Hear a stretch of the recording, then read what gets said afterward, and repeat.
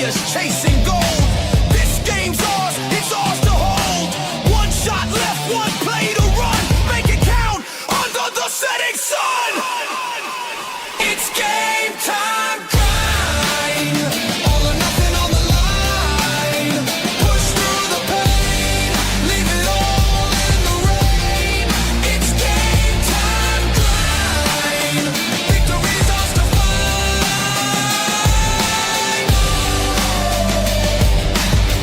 Victory's ours to find.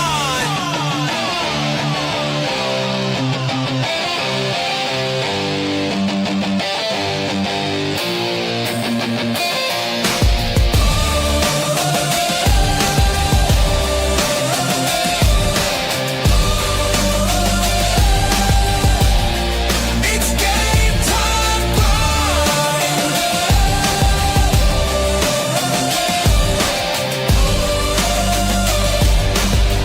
Victory's ours to find.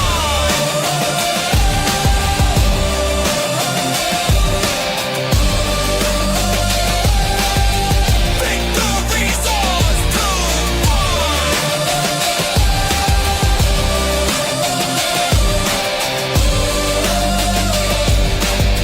Victory's ours to find. Good evening, ladies and gentlemen. I'm your host, Ali the Persian. This is Steve. It's Game Time Grind. Welcome to a brand new episode. And as usual, Mystic is fashionably late. He is coming with his entourage. He'll be here shortly. He loves that intro music, so I know we'll have Mystic soon. How's it going, Steve? How is everything? It's going. It's been a crazy day for a lot of reasons. It's been a crazy day for a lot of different reasons. It's been a crazy week. It was a crazy New Year. How was your New Year's? Pretty much pretty good. You know, spent it with the family. Didn't really do too much craziness. Yeah, I pretty much did the same thing, man. I chilled, with the family. We were on a movie marathon. My middle child, she's never watched Stranger Things, so we started binge watching Stranger Things to help her catch up. So that was kind of fun. It was really cool to see her interaction, or not interaction, I say reaction to the series. But hey, it is what it is. If you're new to Game Time Grind, welcome to College Football Show. We're live here on 4th and 10U. We're also live on TFTG and other outlets such as X. But please do us a favor, right? If you're on the X side, right? If you're watching on X, come over to the YouTube side, right? If you go look in the description of this show on YouTube, this show is being broadcast both on TFTG Network, but also 4th and 10. If you could please follow us on 4th and 10. We're trying to grow that channel and everything. We'd really appreciate it. The moment we get to 100 followers, we're going to have a giveaway. And then once we get to 500, we're going to have even a bigger giveaway. So it's going to be some really cool stuff. So definitely, please follow us at 4th and 10U. Look in the description. The link is there. I'd really appreciate that. Also, so pretty much Happy New Year to everybody. It was good New Year's. It was not the best New Year's Eve for me, obviously. It was that Ohio State versus Miami game. Some of you have probably seen me change my avatar to Sebastian in route of the Miami Hurricanes winning. That was part of my bet that I lost. Not only did I have a monetary fine of a loss, I agreed to change my avatar and root for the Canes to the end of the playoffs, right? So I have to do that. I'm a man of my word, and I always follow it. But yeah, man, that game was crazy start to last week, right? The Hurricanes came out, swinging left and right, and they rightfully won the game. To be 100% honest, it was almost like Ohio State wasn't ready to play the game in the first half. Second half was a complete different story. They came out ready. I mean, they did exactly what I thought they could do. The other part of it also is we're seeing that reoccurring thing where they get into the red zone, but they can't get it done in the red zone, right? So those are some concerns I had with the game. What did you think about the Miami versus Ohio State game altogether? Well, as the sole co-host that took Miami to win, and outside of a pick six that messed up my numbers, I was almost dead on the score. You were almost dead on. I'll give it to you. Imagine if that pick six didn't happen, though. I mean, to be honest, there might have been a different scenario that happened here. You know what I mean? You never know. You never know. But the reality is this: I think that defensive line for Miami came to play. And I think it was too much for certain parts of the Ohio State offensive line, especially right guard. They had a guy who had never started a game before. Van Sinkle, I think is how you say his name. He started. He looked like trash. I think Ryan Day is at fault for not pulling him and bringing in the new guy sooner. And if you looked at the second half, Van Sinkle wasn't playing right guard in that whole second half. It was the other guy who did much better, obviously. I don't have the name on the top of my head off at this point, but I think that's really where the game was won. It was won in the trenches. People were. Go ahead. I'm sorry. Go ahead.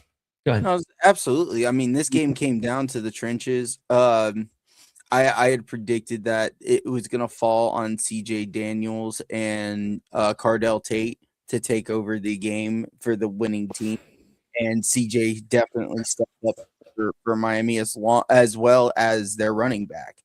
The safeties on both sides, Caleb Downs and the name escapes me, safety, were laying lumber hits left and right.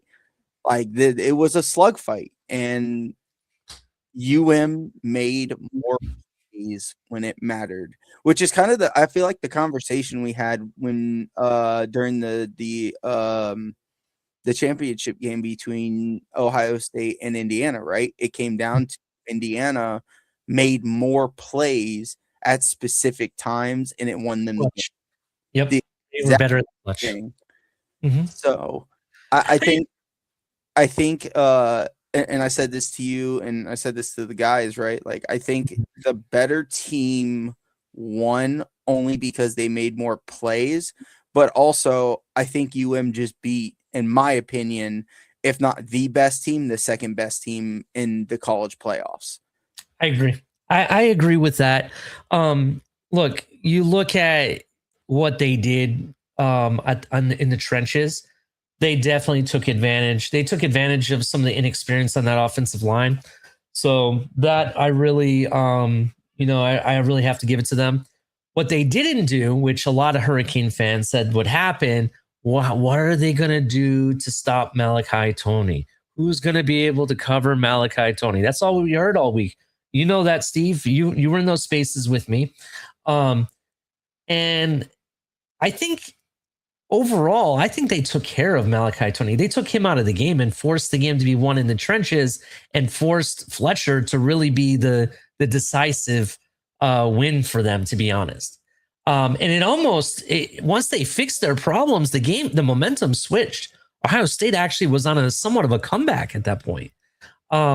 So if you take away the missed field goal and the pick six, this game might have a little bit of a different output.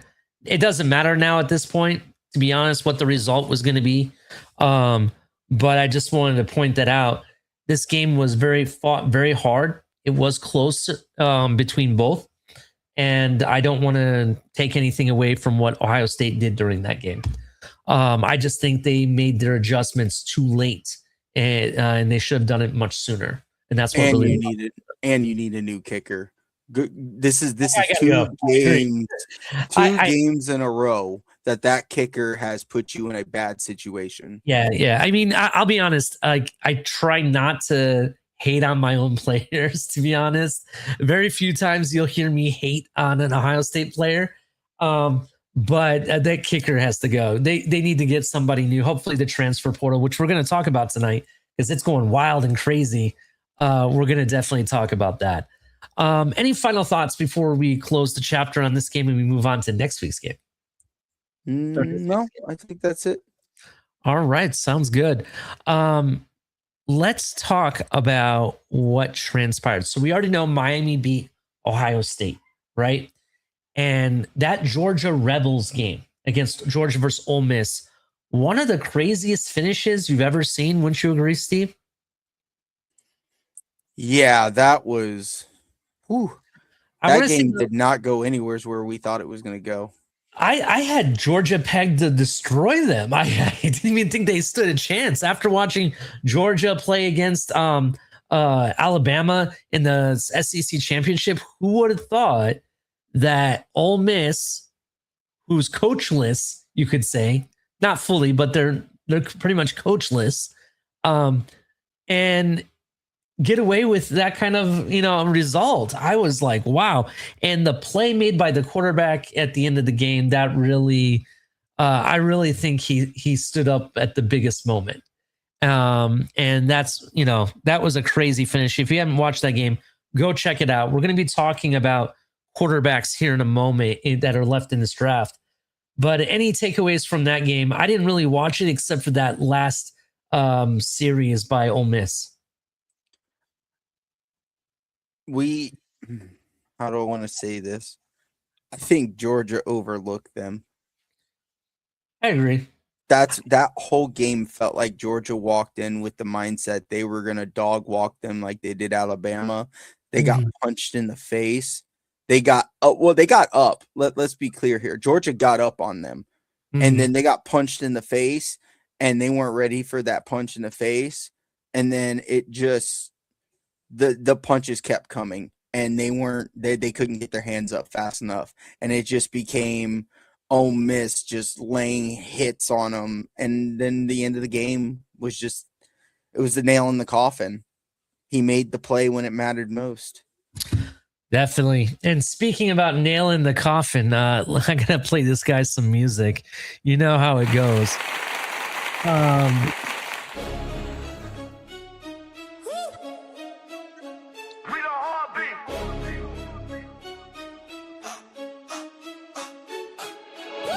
Whistle blows, turf stain with ambition. Chains clank 10 yards, the mission. Fourth down, no punt or precision. Pressure so thick, cut it with decisions. Huddle up, mind sharp like cleats. Helmet to helmet, hit a heartbeat. What is up, Mystic? How you doing, sir? Fashionably on time. I mean, late. Are you on Cuban Missile time? Is that what time you're in? Yeah, just a little bit. And you got to put your phone on the charger from Spaces all day, and you go eat dinner and forget to check the time. That's kind of what happens. I'm just messing with you, Mystic. It's all right that you're late. No, it's chill. Sorry, man. I'm here. What's going on, y'all? How we doing? Where are we at? We're just recapping the games that happened. We were talking about the crazy finish to Georgia and Ole Miss. That was absolutely ridiculous. I think Ole Miss came, and I'm going to use a comparison, not fully, but just the momentum kind of part of it, right?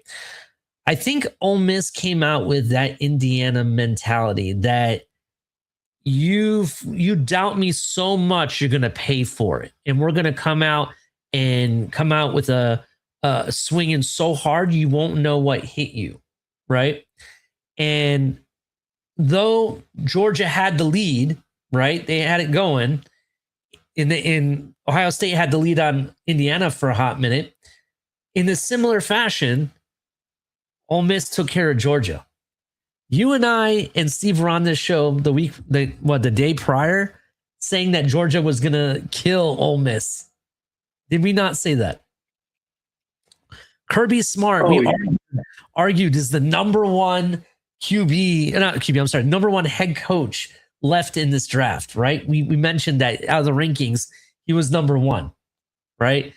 We went through the whole argument going back and forth on who's number one, only to watch him lose to, I call it a coachless team. They're not fully coachless. Obviously, they have a head coach and everything, but it's not anybody you would recognize the big name. It's not the Lane Kiffins or the Kellen DeBoers or the Ryan Days or Kurt Signetti or even Mario Cristobal's of the world, right? It's somebody I don't even know who the guy is, to be honest. So that being said, to me, it was just very surprising that they were able to pull it off. And in amazing fashion, Ole Miss pulled one out of the bag with that last sequence of a series that they had. I think it was amazing. What are your thoughts on that game? Did you watch any of it at all? Yeah, I watched some of it. I thought it was actually really all telling for, again, I think you hit the nail on the head, funny nail on the head. I think you hit that perfectly with the underdog mentality. Everyone's counting us out. We're still the players that got us here. It doesn't matter if my coach isn't here. We know the scheme. We know how each other plays. We have the chemistry. Let's go show them play some football. That's what you're seeing. I did see that most of the assistants actually are staying there until this playoff run is over. So that helps tremendously. And it's funny, I think the guy who's like the intern, his name's like something Golding. Mm, I think that sounds right. yeah, I I don't know, think I'll you're check that 100%. But funny enough, I've already seen people kind of dogging on the whole Lane Kiffin thing, and this guy in 2 attempts could do something that Lane Kiffin had all these attempts to do and couldn't get it done. Like, people were just trolling him hard. I think it's really funny. Overall, I was happy to see it, man. It was against the norm. I'm always down for the underdog. It's going to make my predictions fun because I really think Ole Miss is playing with a chip on their shoulder, and anytime a team is playing that way, that's dangerous. Yeah, I agree. What are any other thoughts you had, Steve? Nope, that was it for me. That was it for you. The next game we're going to talk about is the Texas Tech Oregon game, and I'm just going to go ahead and say this. In my opinion, and I might get some heat for this, I'm just not enamored by Dante Moore at all. I really am not. A lot of people are telling me, oh, he has elite skills, and I don't know. Just that game was just boring to me. What are your thoughts on the Texas Tech game?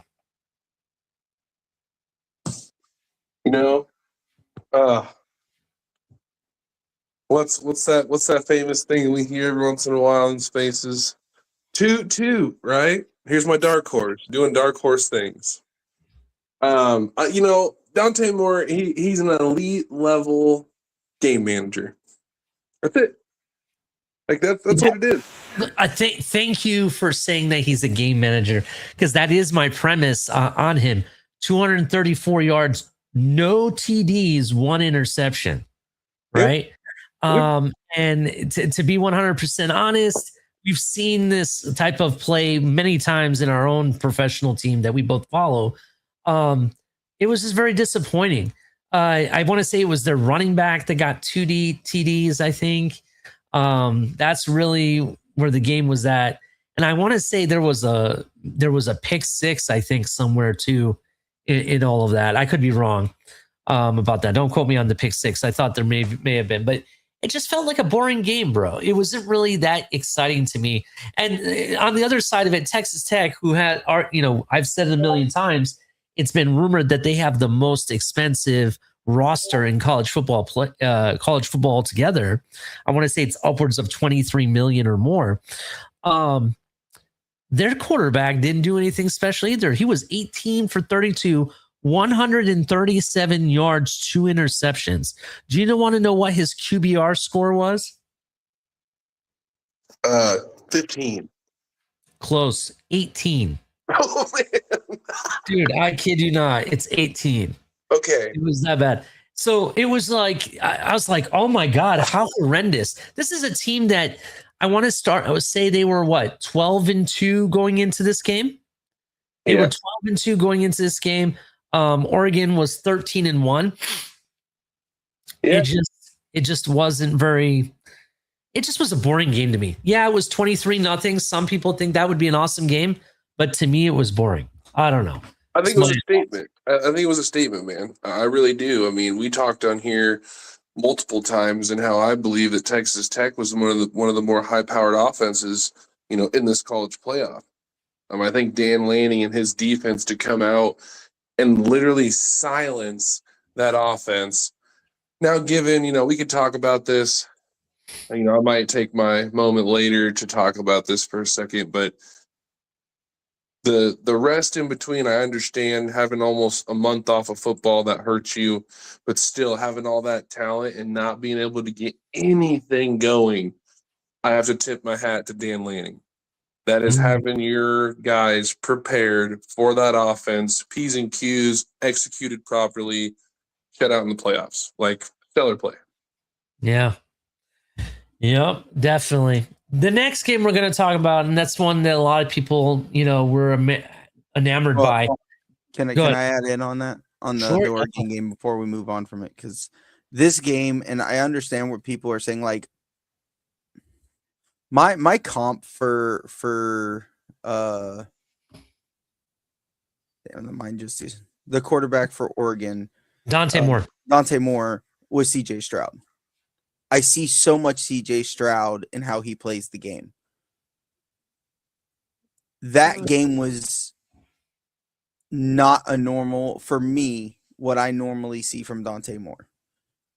That being said, as a franchise quarterback, like in the NFL, what you're looking for in your franchise quarterbacks are the game changers. But even when you're having a bad game, the guys who can facilitate the win.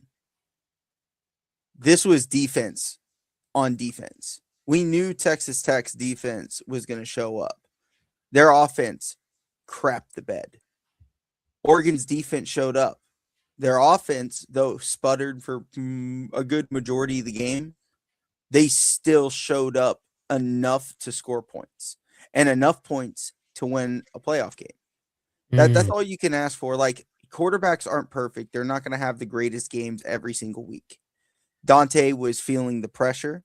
They were still getting after him. Like, Oregon's offensive line was still letting pressure through to Texas's defense. And they made a few plays and they had a few drop interceptions. Like, there should have probably been a couple more turnovers. But when you shut a team out and drop 30 on them in any level of competition, I think that speaks, in my opinion, world for who that team is, especially the quarterback that's leading the charge. But that could just be me. Yeah, I get what you're saying, and I don't know if he looks like CJ Stroud out there. To be honest, I don't know. Just when I've watched Dante Moore, it's not wowing me. It's not like, oh my god, this guy is the next sliced bread. You know what I mean? That's just how I look at it. It's just my opinion. But yeah. So the last game, Indiana versus Alabama. Everybody thought it was going to be a big time rock and roll concert. It was a beatdown, belt to ass, legitly. The game ended up Indiana winning 38-3. Ty Simpson, 12 for 16, 67 yards, no TDs, no interceptions. Austin Mack, their backup QB, had, I think he's the backup QB, 11 for 16, 103 yards, 6.4 yards average, no TDs, no interceptions. But Mendoza, 14 for 16, 192 yards and 3 TDs. QBR was 96.7. Again, Indiana's defense playing to a top level, taking care of business. Mendoza doing what's needed, winning the game. I personally, Mendoza is going to be hella trouble for Oregon. I don't see how Oregon is going to be able to find a way against Indiana. We'll talk more about that. Here in a little bit. But any thoughts on the Indiana-Alabama game at all? Man, if that's not I don't want to say a welcome to the show moment, but I'm telling you, for Kurt Signetti to have Indiana come out and be the first team to, be that, bye team to win, and not just win, dominate. And Mhm. not dominate any team, dominate an organization that we have watched be like the level of consistency through college football for the last probably 20 years. So, like, for them to come out and just absolutely belt to ass the whole game, uh, I got a hot take about Signetti, but I'm going to hold that for a minute. Indiana, welcome. You are one of the powerhouses in college football. Yeah, Indiana's really putting belt to ass. What do you think, Steve? You remember the question I asked when we were talking about the Georgia game, where they were playing, so I could figure out what police department to call? I think we needed to call the police department on Indiana because that was an assault. That was an assault on. It should have been a shutout. That defense just kind of at the end of the game just kind of let them get a field goal. Like it was a shutout from start to finish. In my opinion, Mendoza, because I also kind of said like I thought Dante Moore might put on a show to try and push for that number one spot in the QB draft. It's not even close. This kid Mendoza's running away with it, and it's like it's not even close anymore. This Yeah. was something. Definitely, I have to agree with you. It's definitely something. So it's just for me, Mendoza solidifying why he's going to be the number one overall pick in the NFL. He's not making mistakes. You could almost call him Iceman. He doesn't make very many mistakes. He does it just right. And, he's elite in the clutch. That's what comes down to it, to be honest. 100%. So, yeah, some interesting thoughts about those games. Yeah, I was really surprised about how bad Indiana put it on Alabama. I was surprised about the Georgia Ole Miss result. Ole Miss winning. I did not expect that at all. I want to say the Oregon game kind of just really disappointed me because I had much more faith in Texas Tech. If anything, even if Oregon was going to win it, I thought Texas Tech would be in the game, and it didn't end up that way. And of course, the Ohio State Miami game result was surprising too. Right. I guess there's surprises to go all around, to be honest. What are your guys' final thoughts on the quarterfinals before we move into the semifinals? Yeah. So real quick, I guess obviously I missed the beginning take. Ohio State, Miami. I really think, and again, I said this after Miami won. I was in spaces. I let people know Miami's a great team. I think what is going to beat that great team is a quarterback who's able to take the heat early. So in the NFL, we see teams coming a wave early if you're on the road or whatever. And then you take a second, you adjust, you settle in, you play your best game. I think there is one or two guys that I think one can manage it. I think Fernando Mendoza can do it. I think Dante Moore might be close, but we'll see. I think honestly Miami could rock him early and it would be a long day. But we watched it with Mendoza. He got sacked 2 out of the first 3 plays. And then the kid still was able to settle in here after 2 first kind of rough drives and settled in again to the stats that you said. 3 touchdowns was all the part you needed when you needed him to be his best. That's what I think can beat the Miami Hurricanes. That's what's potentially going to be the difference. We'll see. But overall, I think that's what hurt Ohio State. This young quarterback for you guys. He's young, man. He's still learning for some things, and I think this is going to be a good growth moment. I think this will be does he go forward or does he let this hold him back moment for Julian Saint? The rest of it, everything else, I think we all thought that Texas Tech was going to be competitive. again, like we said, we had all talked about how that was one of the better offenses in college football. No one expected them to come out and look that bad. So, and same thing with Alabama. If you'd have told me that Alabama was going to only score 3 points in that game prior to, I'd have been like, "You're nuts." Yeah.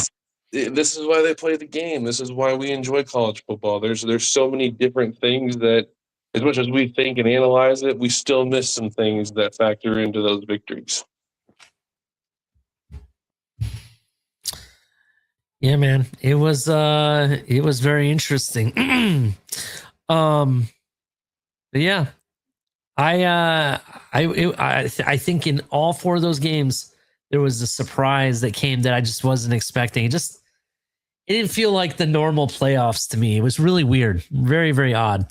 I want to get into the next subject because I have another subject that I think is going to tie more into the semifinals, and we're going to make our picks and do our breakdowns and stuff. So we'll talk about that here in a moment. But I want to move straight into the coaching carousel and more transfers and more commits. I want to talk about that real quick. And with that being said, this season for offseason for transfer portal movement and committing and whatnot has been the craziest. We've seen players commit to one team, only find out they're being held by a gun by their parents or by their brother or mom, only waiting to turn 18 and then sign with the team they really wanted, right? You saw that happen with Legend Bay. That was crazy. Then you saw the fallout when Brian Hartline became, head coach at the University of South Florida and all these wide receivers leaving Ohio State. Well, Steve, I'm here to tell you that has not ended. Let's talk about this. And I'm going to share with everybody this right here. I'm going to start off with this piece of news. This is breaking, and this goes into something we're going to be talking about more in the offseason and doing our predictions and breakdowns. Carnell Tate has officially said goodbye and is declared for the NFL draft, right? They have him measured to be a top 10 pick in this year's draft, and he has said goodbye and has declared. So congratulations to Carnell Tate.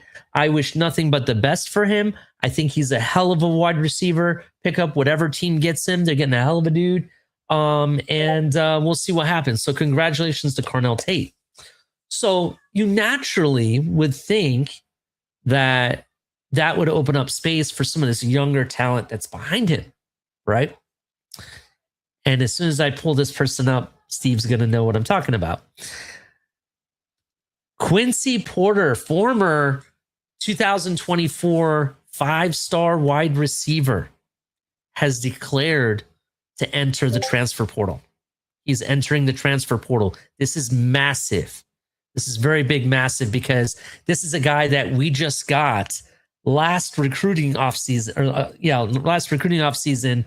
He was really showcased a lot more in the spring game, but they hardly used him at all during the season. At all.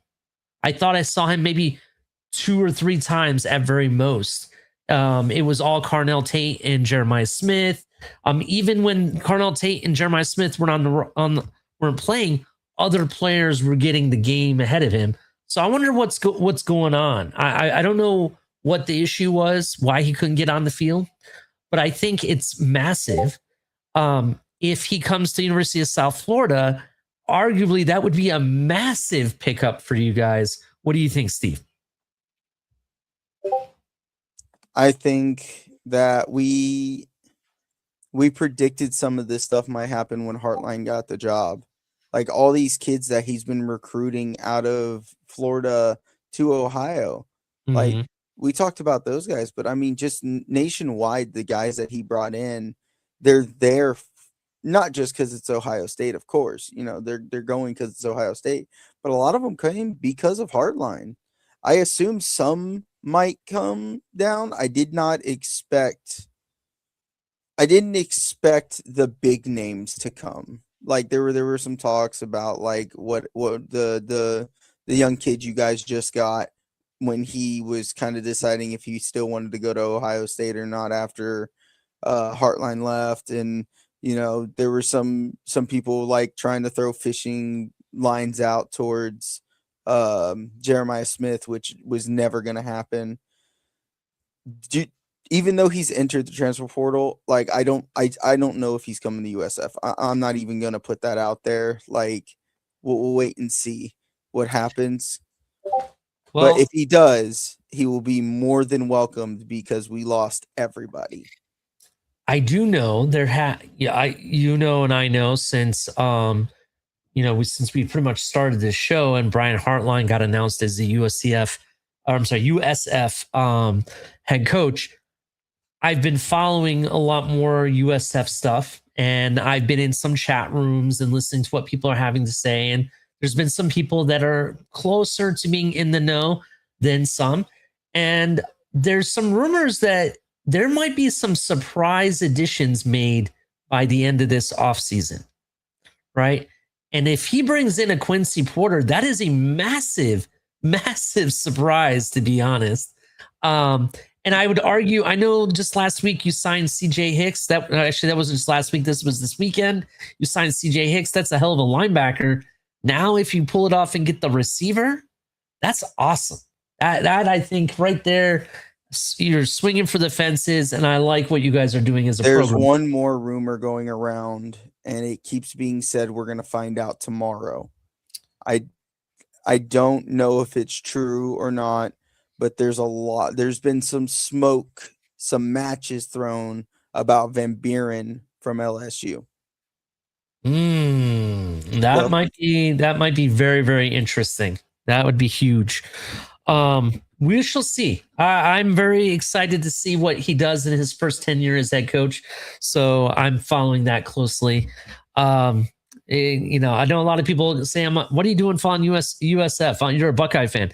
Yeah, but I'm a Dolphin fan, and I live in Florida. So Hartline's, he's a Dolphin and he's a former Buckeye. I got to support the man. That's just how I look at things. So that happened. That was massive. There's a lot of movement going around. I know there's some rumors, or people, not really rumors, but I don't know if you guys saw Dylan Raiola is really upset with Texas Tech. He thought he had that Texas Tech situation figured out for himself, and he feels like Texas Tech was really disloyal and betrayed him, to be honest. That's what people are saying. What are your thoughts on that? Because he still hasn't found a home yet. That's what he gets. Sorsby was the better quarterback. I try telling people. He was. Sorsby, I really like Sorsby.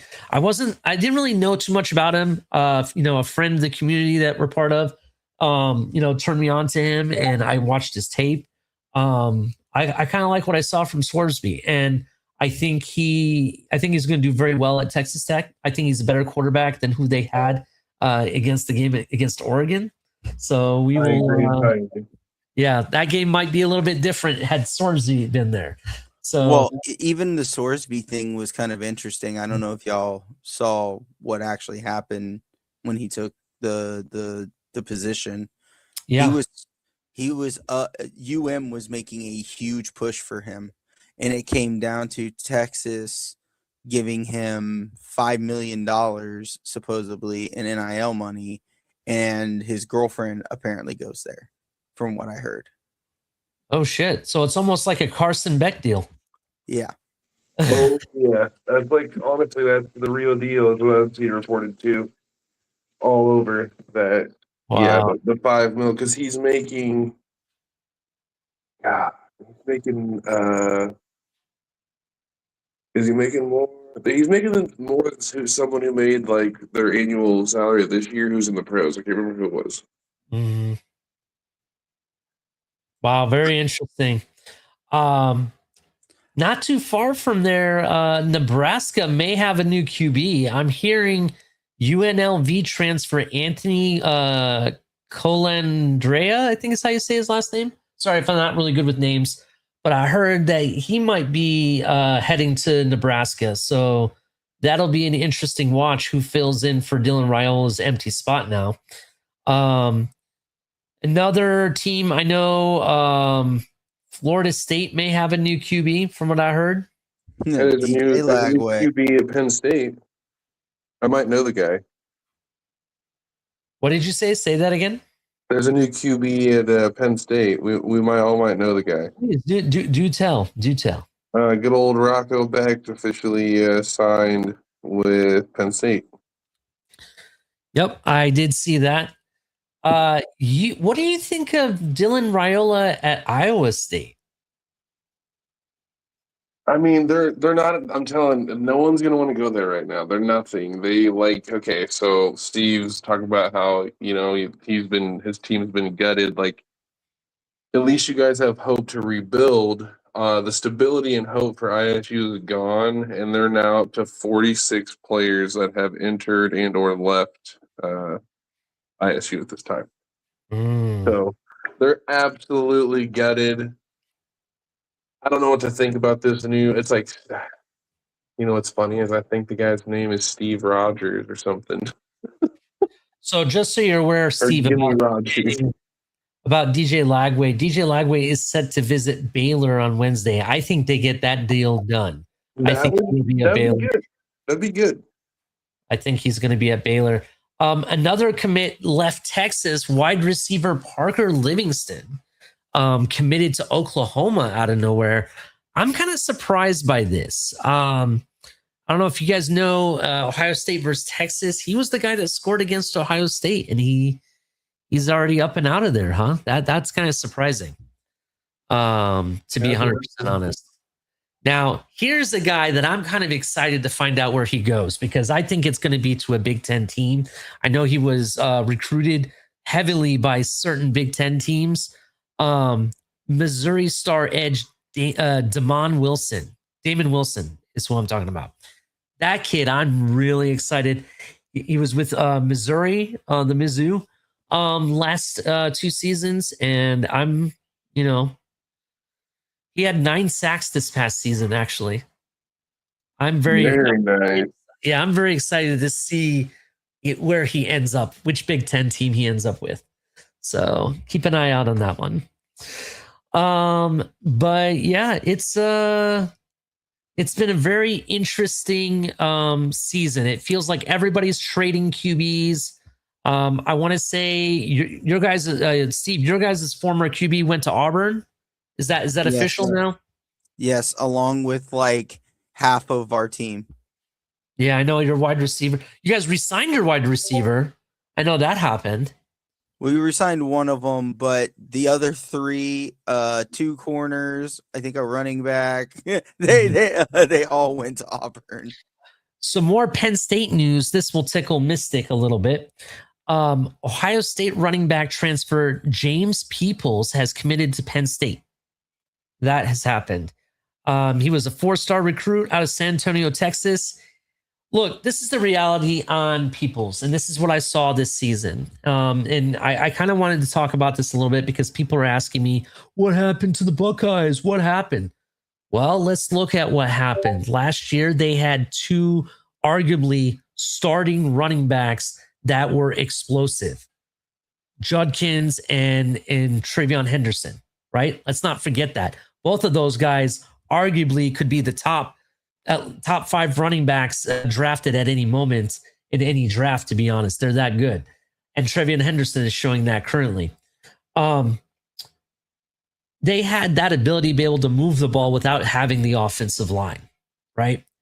We thought, Buckeye fans, thought bringing him in along with Bo Jackson and even CJ Donaldson, they thought we could get similar type of production. We thought it was good enough.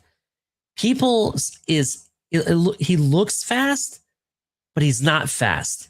Do you get what I'm saying? He doesn't explode out of the hole. When he gets open into the open, he moves quickly.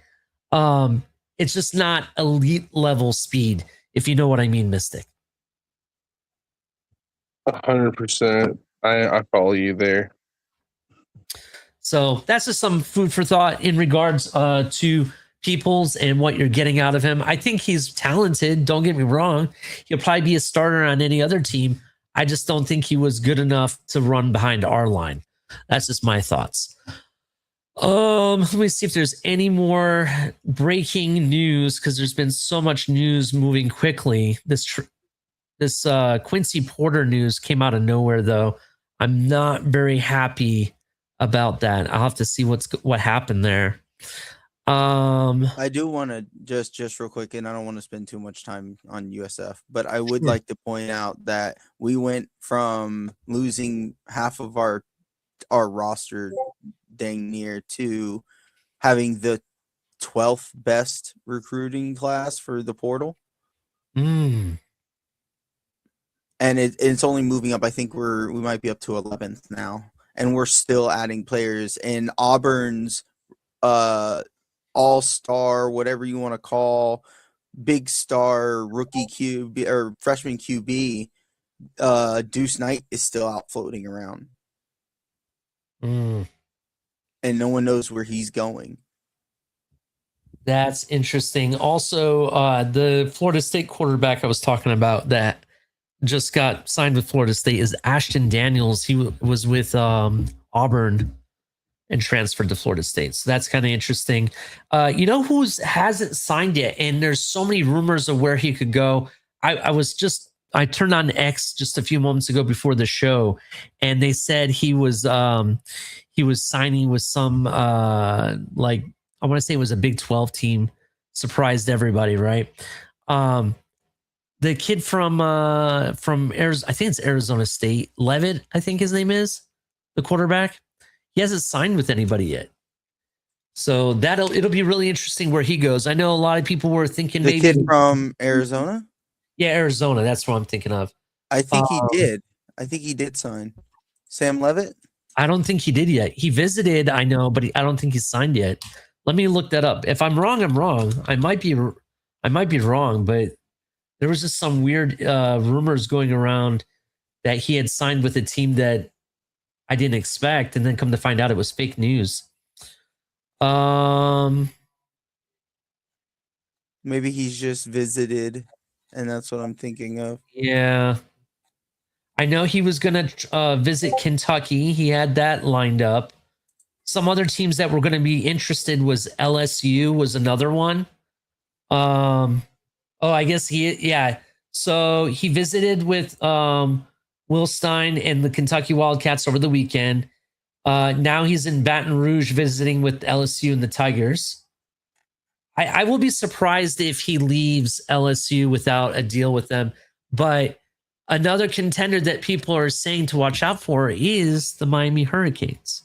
Will the Hurricanes try to go after Sam Levitt? That'll be very interesting.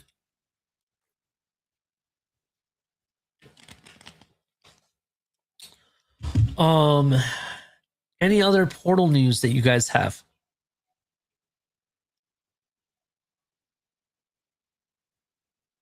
I don't believe so. I think that's it.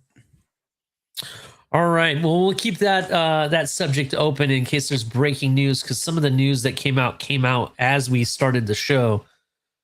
So we will keep an eye on that. All right. Let's get into some other news here. And I saw this, and it kind of reminded me of last week's conversation in regards to ranking the head coaches, right, that are in this in the college football playoff. Well, we're going to rank really the quarterbacks and even some of the skill positions we might do. And I'm looking at this article and they have them ranked, and I'm really surprised how this ranking came about, because to be honest, the order just doesn't make sense to me. And I'd like to talk about it and kind of get an idea what you guys think. So they have the quarterbacks ranked, and I'll start off with number 4, Carson Beck, Miami Hurricanes. They have him at number 4. After throwing 6 interceptions in Miami's 2 losses, Beck has been much more of a game manager of late. No more so than the team's first 2 college football playoff wins, completing 71.7% of his pass attempts with 2 touchdowns, while only averaging 120.5 yards per game. Doesn't seem like there's a lot of production there from Carson Beck. He is pretty much being a game manager. not making mistakes, would you agree he's the fourth best quarterback in this college football playoff?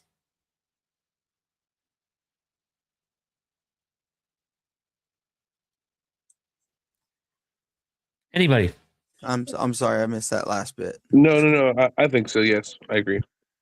You agree that that Carson Beck is number 4 out of the quarterbacks that are left in this college football playoff? He's number 4?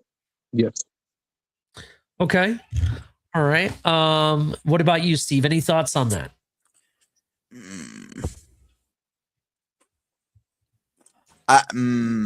That's tough between him and the Ole Miss quarterback, because Carson Beck's not a wow guy. He really is the definition of a game manager. I'll give you number 3, and this is what might shock you guys, right? Number 3 is Dante Moore from the Oregon Ducks, a potential top 5 2026 NFL draft pick. Moore has been razor sharp in the playoffs, going 45 of 60. Okay, that's pretty good. 75% for 547 yards, 9.1 yards per attempt. His 3 interceptions are a concern, but Moore can be more than Moore can more than make up for them with his explosive playmaking ability. So does his explosive playmaking ability or dual threat ability put him over Carson Beck? Yes. I'll tell you right now, I'm kind of with you. I'm kind of saying yes at this point. Absolutely, yes. I'm going to argue that he should be at number 2, honestly. Yes. You're going to argue that Dante Moore should be number 2? Over Trinidad. Over Trinidad Shambles, I think is how you say his name. Yeah. Very, very interesting. Okay. I kind of agree with you. However, I want to say the person that wrote this article did not agree. And I think I'm going to probably give some people a heart attack as I give out this name that's number 2. Number 2 is Fernando Mendoza. Why the hell is Mr. Clutch, the Heisman winner, the man that had, granted he had 130 some yards, but had threw 3 touchdowns on top of it, right? In the quarterfinal. Why the hell is he number 2? Because Ole Miss has scored 41 and 39. That's the only reason. That's all this is. Maybe that's what it comes down to. It says in Indiana's 38-3 Rose Bowl romp over Alabama, Mendoza threw more touchdowns, 3, than interceptions, 2. He also has had 87.5% completion rate. His 5th game this season, completing at least 80% of his passes, tied with Ohio State's Julian Sayin for the most by a starting quarterback in the FBS this season. That's what's interesting. Number 1, obviously, is Trinidad Chambliss. It was a toss-up between Mendoza and Chambliss, but the 3-play sequences from the Sugar Bowl from the former Ferris State quarterback sealed the deal. So they're saying just by the 3-play sequence at the end of the game in the Sugar Bowl is what sealed the deal by them. I'm sorry, I have to disagree with this guy. Mendoza is arguably the overall number 1 quarterback in this draft. And I'll even make an argument, if we had the season that we had today in 2027, Mendoza is still the number 1 overall pick, in my opinion, based on the stats that transpired in this season had it been in 2027. Would you disagree? No, I'm with you. What about you, Steve? Do you have any thoughts on that? I think it's ridiculous. I think the article's ridiculous. I agree, But let's say the stats, right? Let's say this was 2027 and it wasn't not 2025, right? We're all saying that the talent in the 2027 draft is so much better than this year's. But you had the same results, the same stats. Mendoza wins the Heisman. He's still in the semifinals. Same thing happens. Who's the number one overall pick in that draft? I'm going to tell you, it's still Fernando Mendoza for me. It still would be if we had the same results, exact same. I think there's one person who's going to be pushing if he continues to play like he did in his I believe it was the bowl game, right, Mystic, with Texas. If he plays like that next year, Arch is going to be probably the guy pushing for number one. I don't know if Mendoza could beat out Arch if Arch plays like that next year.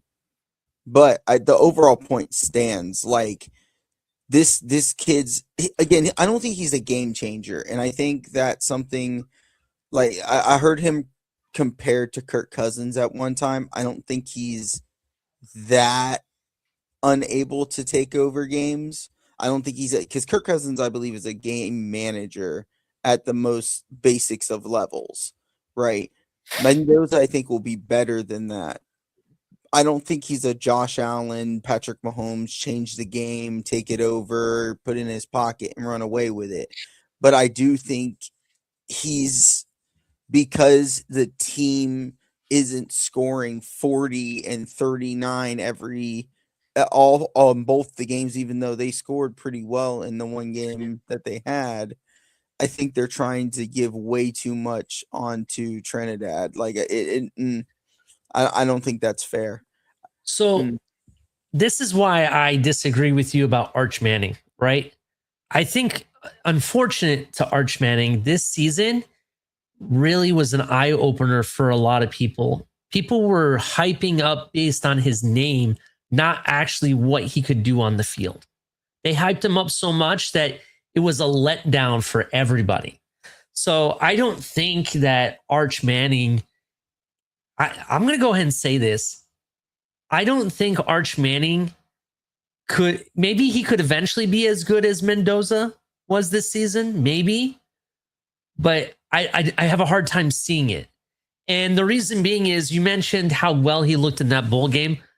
No offense, Michigan is nothing to brag about, let alone Michigan, I want to say, had several players opt out of that game.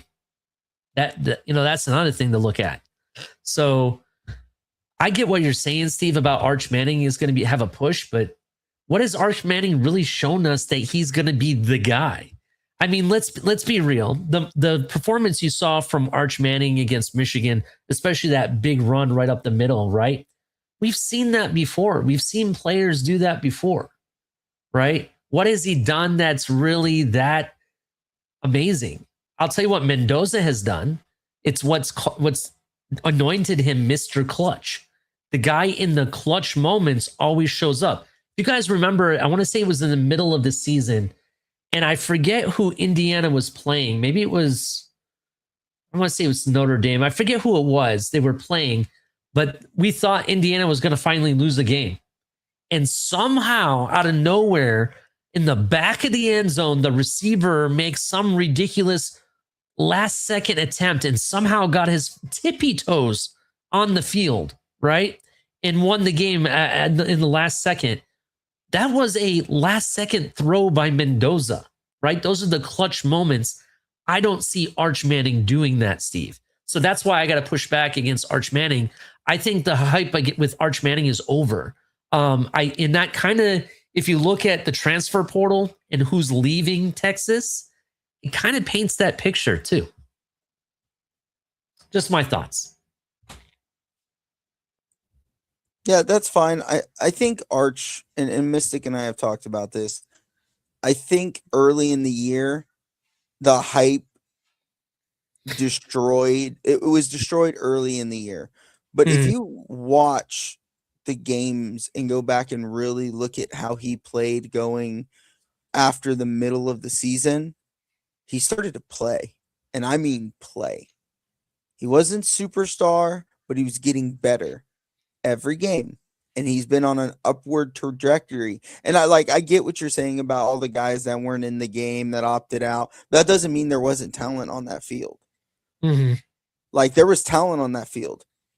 He ripped off a 60-yard triple option run that was faster than Saquon Barkley's fastest speed as a quarterback. Mm-hmm. Like, that's an impressive play on any stage. And that was after the team had got they had forced a fumble, I believe it was, or it was an interception. I think it was an interception. They forced a turnover. They got the ball back. And he went, whatever, and just ripped off the 60-yard run. Like, and that's what I mean. Like, if he continues to play as he was for the final, I'd say 6 games of the year, and then what he just did in that bowl game, if he continues that into next season, I think we're having a different conversation at this time come the 2027 draft. Yeah, is very, very, very interesting. Got some news that got posted 8 minutes ago by On3. Why? It is kind of a bigger one, and I'm kind of surprised here because I know this kid showed some promise, and I think he has some talent. Washington QB Demond Williams has entered the transfer portal. It'll be very interesting where he ends up. I think that might be big because I think he's one of those dual threat guys that, there's something to be had there. He just needs the right team around him. And we'll see. I think that's something to keep an eye on.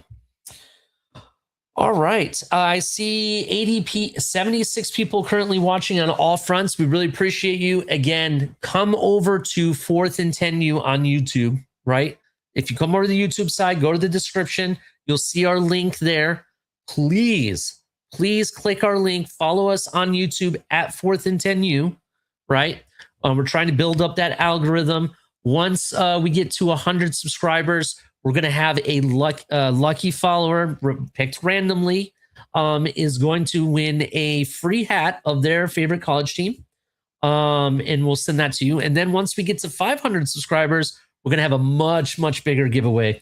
So definitely we're trying to grind to 100 as of right now. We really appreciate everybody following, but make sure you hit the like button at the same time. So what would your guys' ranking be? I'm assuming it's Mendoza number 1. I'm assuming. Yes, I got Mendoza 1, Moore 2. Then I have the Ole Miss quarterback, and then Carson Beck.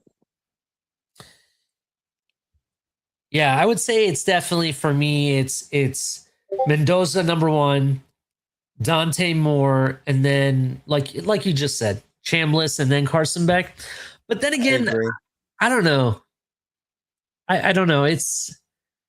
I'm kind of like I don't know what it is, Mystic. I guess I'm a Dante Moore hater, and I hate to say that because I hate hating people, but he just doesn't wow me. So it's hard to like put him above people. I don't know. He just sounds boring to me. I don't know. Just me. Don't take it. Game manager, man. Just remember that when you're looking at him. Elite game manager. I was more hung up on Carson Beck and Trinidad. Like that's why it was so like I think you could make the argument that Beck could be switched with him, but hey, what do I know?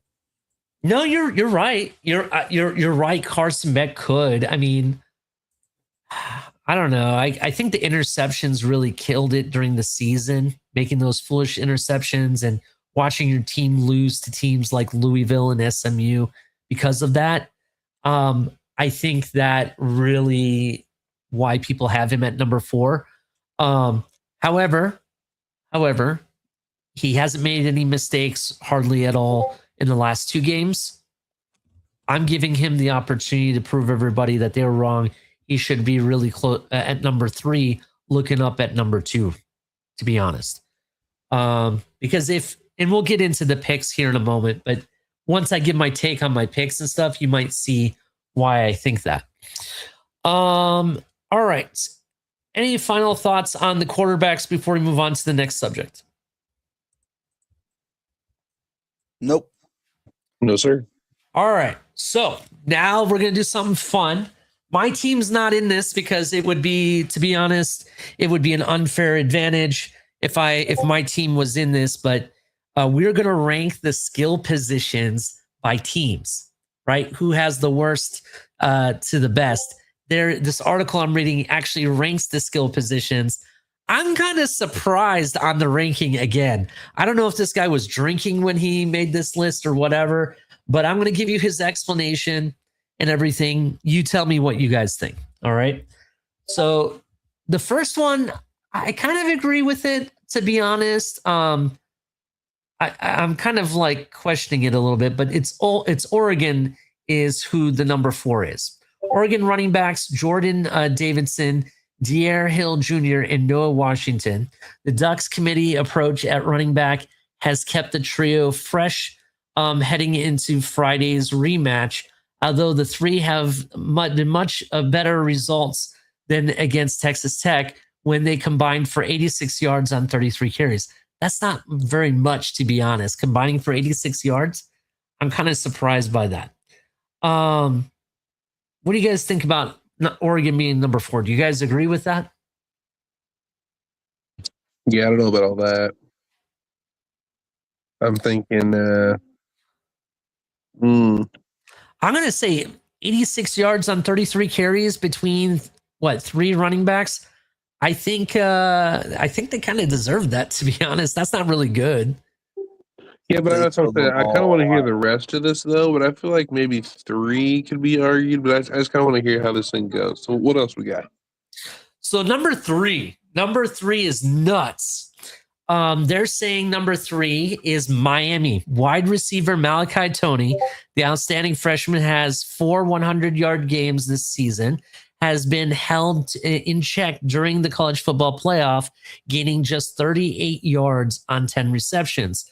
The Hurricanes will have to do a better job of scheming plays to get Toney the ball in space, but he's also capable of exploding for a big gain on special teams, such as 55-yard punt return against Texas A&M in the first round. I'm going to go ahead and say this. If you have a player on your team that's getting triple covered or being specifically guarded man-on-man the entire game and put in check, that means he's a dangerous weapon and is capable of a lot more. But that also allows the rest of your skill players to eat, right? They also didn't mention Fletcher, who really was the game winner both the first round and second round against Texas A&M and against arguably the number 1 defense. Even Steve looked it up against Ohio State. Fletcher showed up in the running back position.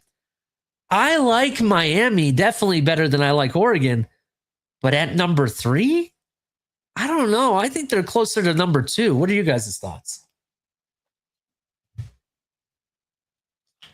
I think Malachi Toney's better than. I think he might be better than anything that Oregon or Indiana has. Like their number 1 wide receiver in Indiana is Elijah Surratt. I don't think he's as good as Malachi Toney. Yeah, like that's insane to me. I don't know. Who's the tight end that Oregon has? Sadiq, right?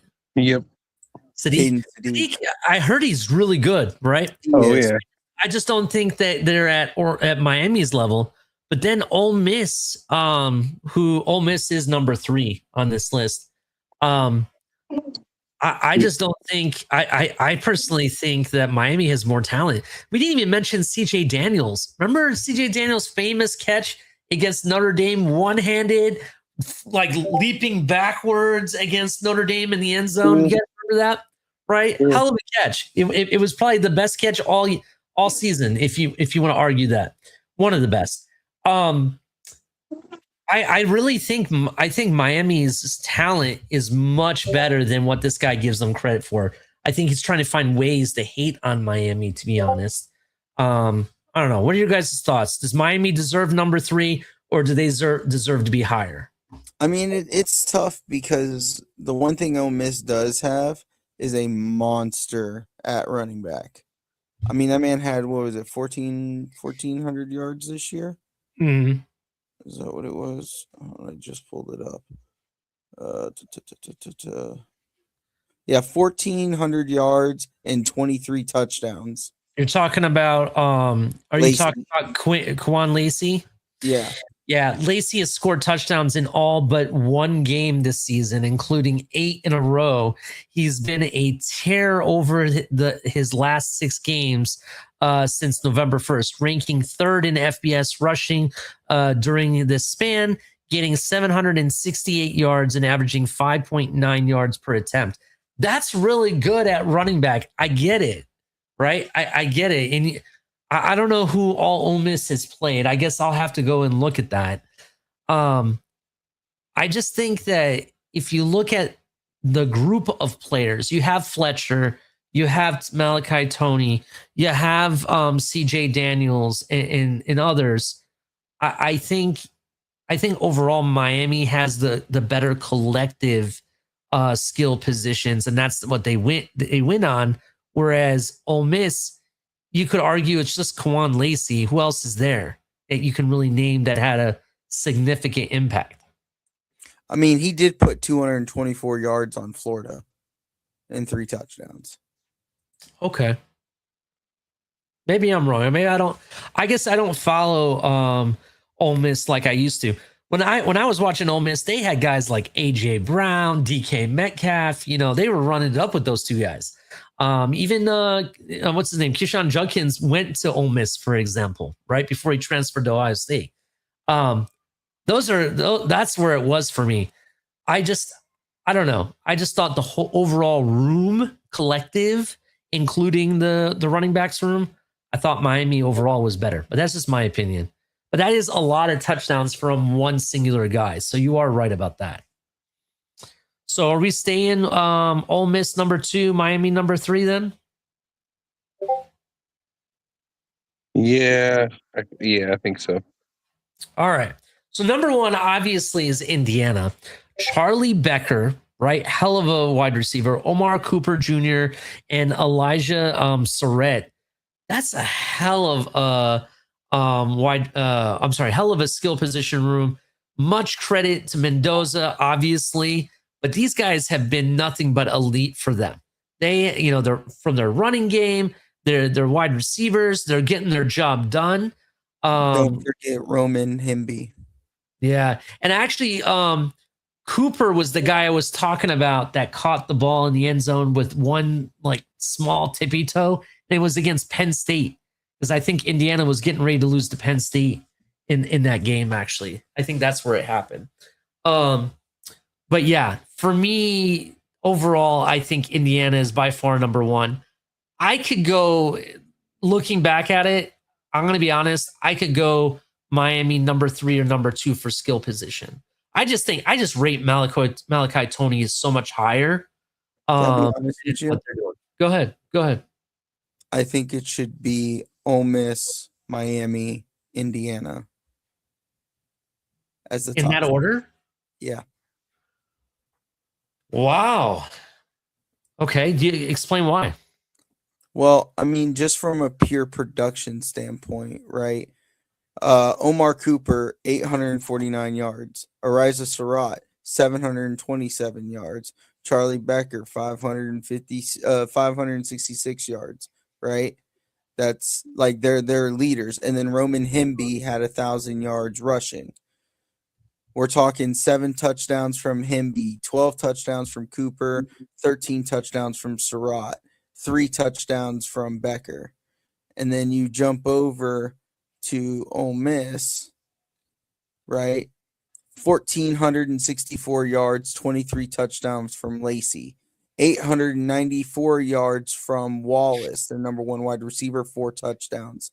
Dejon Stribling, 6 touchdowns, 734 yards. Like, they're producing more and from just an overall standpoint, Ole Miss is overproducing, right? Indiana, and then you jump over to right? Let me get back to how I had that.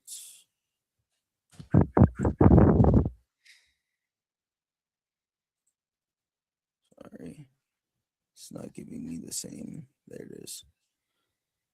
So you have almost 1,000 yards from Fletcher, 947 rushing yards, 1,000 yards from Kadarius Toney, the only receiver of the groups to have over 1,000 yards, 626 yards from Marlin, and then CJ Daniels, who was injured for a good section of the year, still ended up with almost 500 yards and 7 touchdowns.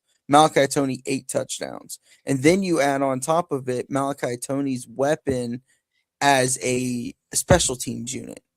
Like I just from an overall standpoint, I think Miami and Ole Miss get more production out of their guys than Indiana or Oregon do. Very interesting.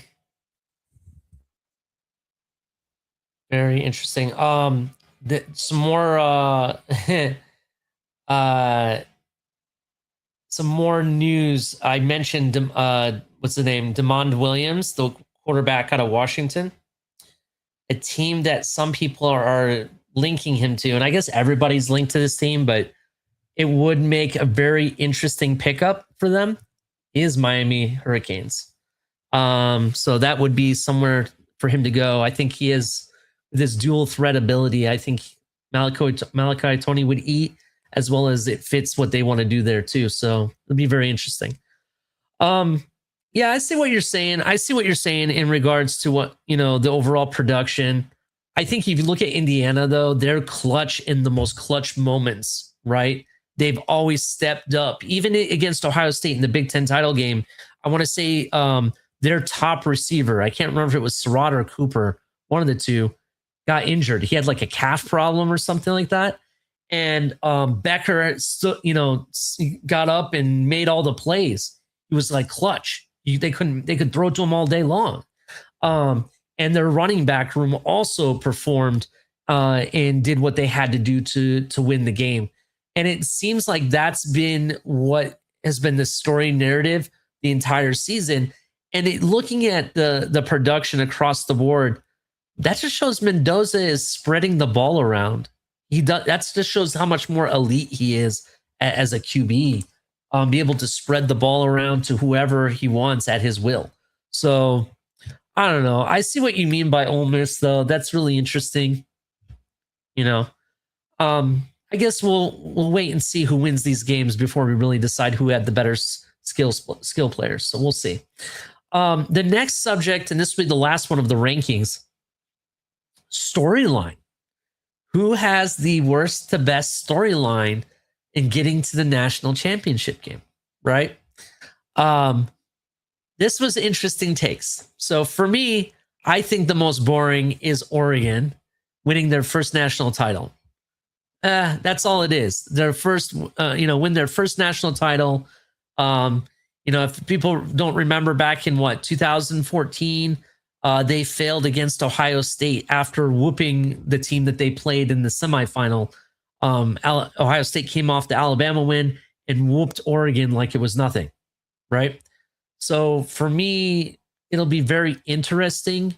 But I don't think Oregon winning, that would be like major, title for me. That wouldn't be like a major storyline or anything like that. What do you guys think? Oregon winning its first national title would be like the least favorite storyline for the national title game. Would you agree with that? I mean, I guess it would depend what fan base you ask. I guess it depends on who you're asking. There's some people in the fan base that I think would say there's a certain team down the south that they would say might be the worst thing.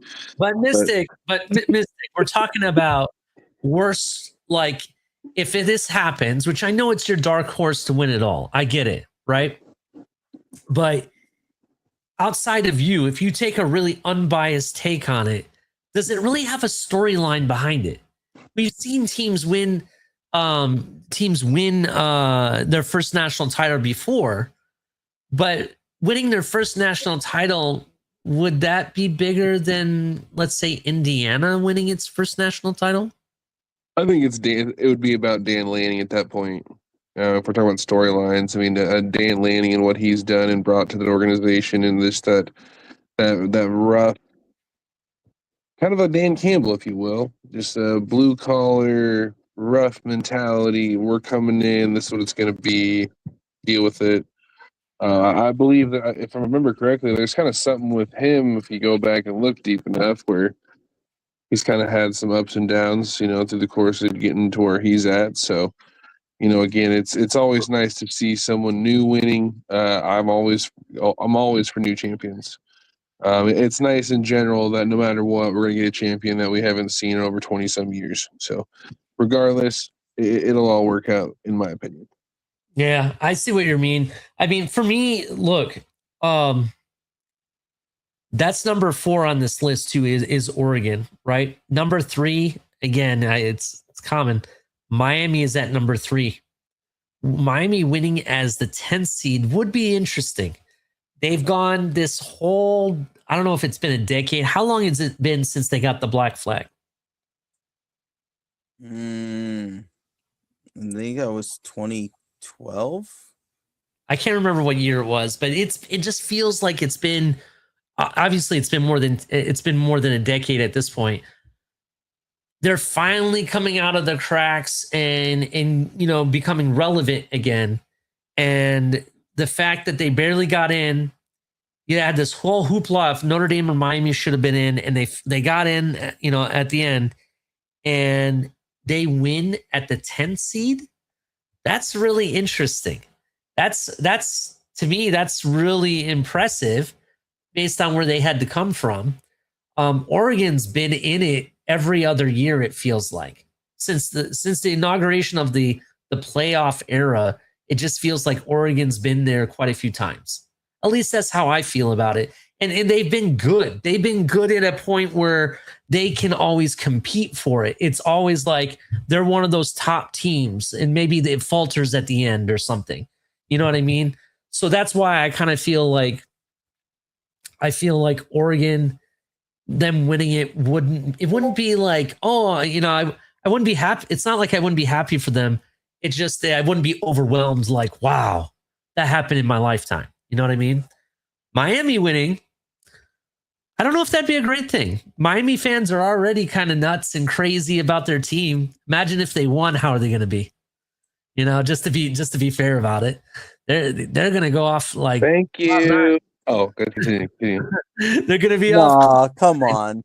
They are. There's people in this community that can't stop bringing them up, right? If they win, we'll just hear about Miami for the rest of our lives. That's just what it comes down to. And can they win it? Yeah, anything's possible. But I like the underdog story. I think it's a great underdog story. I like the fact that they were once the powerhouse, the undefeated team, right? The Hurricane lineage was of greatness, and then it was snatched away, and now they're rebuilt from nothing. They went and got a guy who used to be a Hurricane to come back and save their team, and now they're finally back in the limelight. They were the number 1 team at one point in time in the season, and then they started to slip, and now they showed up as the 10th team and started swinging again. They were underdogs in every game, and they're still fighting. I think it's a good story, but that could just be me.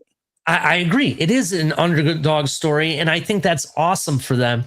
I'm going to go ahead and say my thoughts that number 3 and number 2 are tied. I want to say Miami's tied with an Ole Miss win, because think about this. Ole Miss, their coach gets either, depending on how you looked at it, either quit or got fired, right? On a tarmac, taking an airplane to Baton Rouge.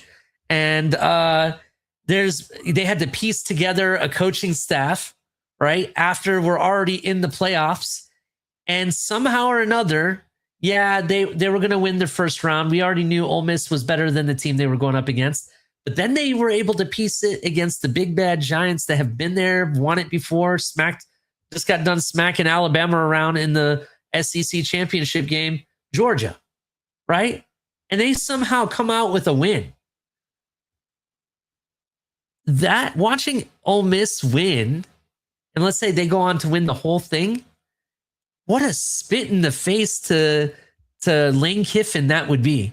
Not just directly to him with their direct fan base, but nationally. Lane Kiffin would be like a laughing stock at that moment, right? You could have been a national championship winner with a team that you should have just been loyal to. You took them this far, and then at the last second, you're so enamored by LSU. And if it's not LSU, it's Alabama, where he would rather go anyway. It's just really, that would be a really funny and epic storyline to it. Let alone people around these parts that I've talked to think that Ole Miss really has been this mid-tier SEC team its entire history. Win a national championship pulls you out of that mid-tier logo. So we'll see. We'll see. And obviously, number one, who's already there, according to this, and I kind of agreed with it, Indiana winning a national championship with Mendoza, talking about the worst college football program in history, the one that's lost more games than any other team. What a story to go up against all the powerhouses and win. Arguably the best from the SEC, arguably the best from the Big Ten, and win the whole thing. That would be an amazing story, I think. Even more so than a Mario Cristobal, even more so than watching Ole Miss somehow win it without a big time, head coach to give you an example. What do you guys think about that? Indiana's number one. That would be the number one storyline. Absolutely. I like it. I like it because it's a team that's never won before. I'd rather go for that than a team that's been winning consistently. That's just my thoughts. So to be honest, if I look at this entire playoff right now, how it sits, at least we are getting a winner that hasn't either won in a long time or hasn't won it at all. Right? I think Miami's won it before. I would agree. Is that correct? They've won it before. Or am I wrong about that? A national championship? Yeah. They won in 2001. Yeah. Yes, they won 2001. So they've won it before, right? They haven't won it in a long ass time. Ole Miss, I don't know. I don't know their history. I'd have to look to see if they've won, but they haven't won in a long ass time. Oregon's never won it, and Indiana obviously has never won it. So no matter what, we're getting somebody that hasn't won it in a long ass time. So I mean, depends on the story, who's telling the story. They would have won. Miami would have went back to back if a certain team wouldn't have beat them. Steve, you play the game, you lose the game. That's just what it comes down to. You can't sit here and be hung up on it for 20 some years. Hey, right? I just said beat them. I didn't say how or why. I just said if you listen to certain fan base, they would have won too if it wasn't for Ohio State beating them. Yeah, well, see, that's why I'm an Ohio State fan, because I have the thought process. Okay, I was salty when you beat me, but I don't hold a 20-year grudge. I sit here and I look at the next year. Okay, how are we going to be better and beat you the next year? That's how I look at it. That's how every fan should really look at it, to be honest. That's my opinion, though. What do I know? So, final thoughts on the rankings of the storylines. Any thoughts on that? No, I'm with you. All right. We'll go on to the last subject, which is one everyone's waiting for. Let's go down with the breakdown, right? We're going to do this breakdown. Let's do it.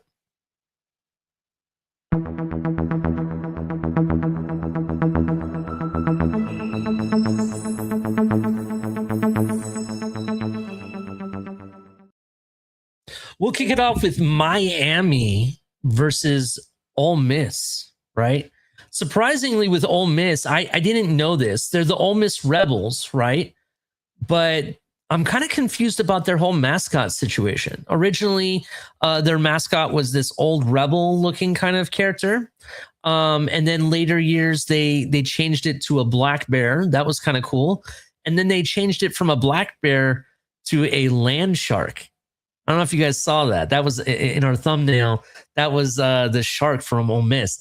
I didn't know they changed it to a shark. Is their stadium called Land Shark Stadium? Do you know if that's a thing? I have no idea. I don't know. It's just kind of interesting. I know some teams have changed their mascots over the years or maybe tweaked them a little bit. But I thought it was still the Rebel, and I was wrong. So I'm glad I caught it before I created the thumbnail. But Ole Miss, surprising. They pulled a rabbit out of the hat against Georgia. Can they do it again against a arguably high momentum defensive front right now? They have a lot of momentum after beating Ohio State. They came out with dominance. That defensive line came for a beatdown. Are they going to be able to beat down Ole Miss? Is Ole Miss going to keep it close as much as they can to maybe do it again? That is the question. I'm leaning Hurricanes win this game. I think they're going to win very fashionably, similar to how they beat Ohio State with overall defensive dominance. I'm going to go ahead and say that Carson Beck is going to be his game manager self. Try to make no mistakes, just doing what he needs to do to execute with no interceptions. That's how I think this game is going to go. What do you guys think? I feel like that's the easy pick. And I feel like the easy picks kind of got us the last couple weeks. We had two easy picks now that we thought were, this is what's gonna happen. We're convinced, and this Ole Miss team seems to be the team that continuously shows up and proves us wrong. I don't know what it is. I did not expect these dudes to even be here. I did not expect this to be the matchup.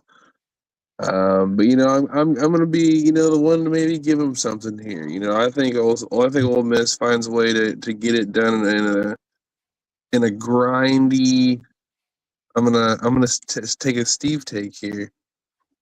I think it's gonna be 16-13 final. 16-13. Yes, you know sir. what? I kind of like that. My mind is telling me that University of Miami is going to win this game, but my gut's telling me that Ole Miss is going to keep it close.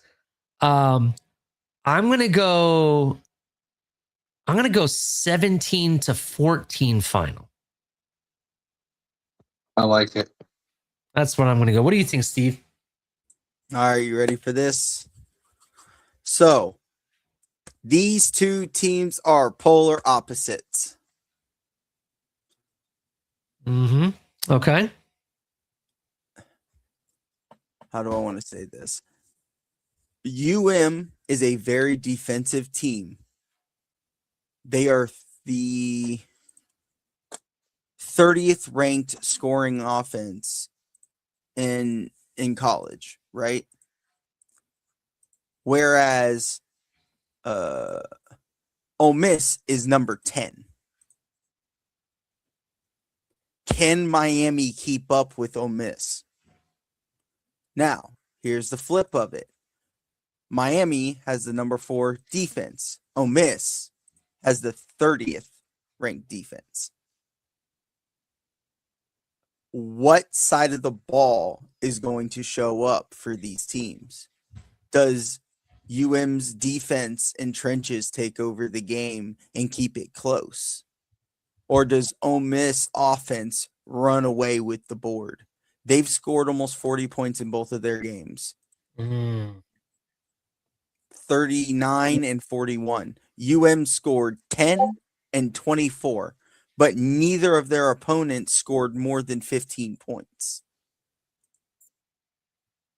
this game is going to be either a shootout or a slugfight. And I think it might be a shootout. I'm going 24. No. 29-32. Miami wins on a field goal. All right, you've kind of convinced me a little bit to change my pick, just tweak it just a little bit. I'm gonna give you two picks, and depending on how the score goes, I'll tell you who's gonna win. If it's a close game, Miami's winning. I'm gonna tell you right now, Miami's gonna win the close game. If it is a slugfest, because if you do look at that Georgia Ole Miss score, it was kind of a slugfest, kind of. I think Ole Miss could upset. It's very possible. I still going with my mind though. Miami's going to win this game. I'm still going to go with it. Are you changing anything at all, Mystic, or you like where we ended up with that? You know, like it's a bunch of good information, and you know, history usually says that when a top offense plays a top defense, usually that top defense wins. I just think there's something to this. Everyone's been counting this Ole Miss team out. They don't have a head coach. You're not supposed to be here.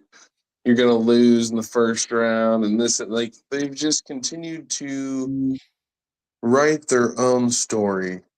And I'm just gonna see. I'm gonna support it, man. I'm here for that. I'm here for that ride, right? What do they say? Go Rebels! Oh, go Rebels! We'll see. I hate to say this, but I just have this. My mind's telling me that Miami's gonna win this game. That's like the smart thing to go with. And Ole Miss, though, shout out to them if they can somehow keep up with the scoring and maybe pour it on a little bit more. We'll see. We'll see what happens. It's gonna be a very interesting battle. The next game, Indiana versus Oregon. I think Mendoza has been clutch all season. I think, though it's very hard to beat the same team twice in the same season, because Indiana already beat Oregon, to do it again in the same season, I think is very tough, right? We lost Mystic. I think he didn't like my take. We shall see. But I think that, here he is. You're back. hey, that's the show thing, right? My bad. Nah, it's all right. We got a side bet going on. I just won $50 from you doing that, so thank you very much. I'm just kidding, bro. That's awesome. No, it's all good. But I just think that I think Indiana is gonna put belt to ass again. In fact, I think they beat Oregon more so than they did the first time around this season. I think they're one of the few teams that can beat the same team twice in the same season. I think he's been clutch all year. Why not stop? I think we're going to end up seeing an Indiana versus Miami national championship game, and whoever wins, that can actually solidify who's the better coach. Also for us in our rankings from the last episode. So, what do you guys think? Man, let me tell you. Usually in these rematch situations, they just played here, you know, a couple weeks ago or earlier this season, one of the two. They played this season, regardless. Indiana won, took care of business. Again, Dan Lanning, right? He's going to be prepared. But what no one's prepared for and ready to admit is that, again, there's a new powerhouse in college football, and it's the Indiana Hoosiers, ran by your boy over here, Kurt Signetti. Mm-hmm. Kurt Signetti, he gives me Nick Saban vibes. He really does. There's not many guys on the sideline that you see up, 21, and they're coaching the hell out of their guys. Not happy with the details on them, pressing them to be better. Like, just the look of determination that this guy constantly has in the plays and pay attention to the game. And Ah, it's something special, man. We're getting ready to watch something special. And to the Fernando Mendoza is one of the more clutch quarterbacks in all of football. We're going to see it again.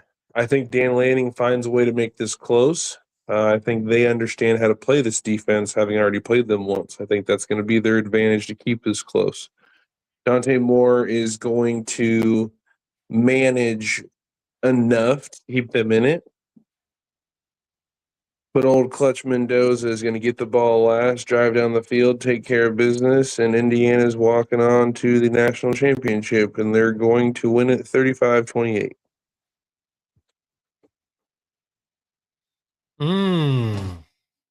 Okay. All right. What do you think, Steve? I think this game is so interesting because both teams are so good on both sides of the ball.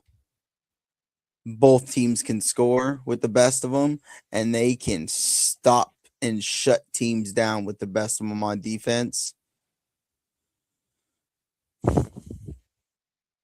I do believe this will look more akin to the Indiana Ohio State game, where whichever quarterback turns out to be more clutch wins the game.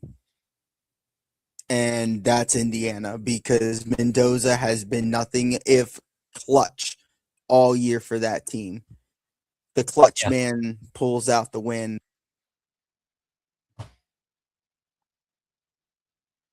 Yeah, I agree 100%. I think Mr. Clutch is just gonna continue to be Mr. Clutch. There's nothing that has been done this playoff season to say otherwise.